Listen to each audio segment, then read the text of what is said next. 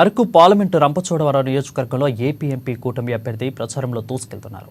సీతపల్లి గ్రామంలో శ్రీ ఘడి నా పాపనమ్మ అమ్మవారి దర్శనం చేసుకుని ప్రచారం ప్రారంభించారు. రంపచోడవరం పెయిన్ రోడ్డు వరకు కొనసాగిన ఉమ్మడి పార్టీల ఆధ్వర్యంలో భారీ ర్యాలీ చేపట్టారు. అంబేద్కర్ సెంటర్లోని అంబేద్కర్ విగ్రహానికి పూలమాలతో నివాళులర్పించారు. బీజేపీ నాయకుల మీద కూడా అక్రమ కేసులు బనాయిస్తున్నారు.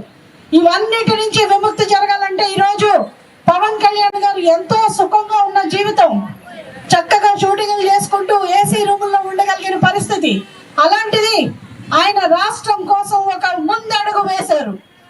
ఈ రోజు మన రాష్ట్రంలో ఒక కూటమి ఏర్పడింది.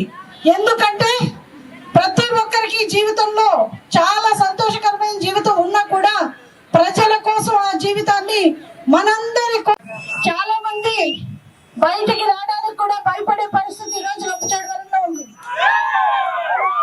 అధికారులు సహకరించడానికి భయపడే పరిస్థితి ఈ రోజు ఇక్కడ ఉంది. ఎంతో మంది గిరిజనులు అణిచివేతకు గురి చేయబడ్డ పరిస్థితి ఈ రోజు ఇక్కడ ఉంది. మనం 2014 నుంచి 19 వరకు నేను ఎంపీగా ఉన్నప్పుడు ఎన్నో సార్లు ఇక్కడ పర్యటించడం జరిగింది.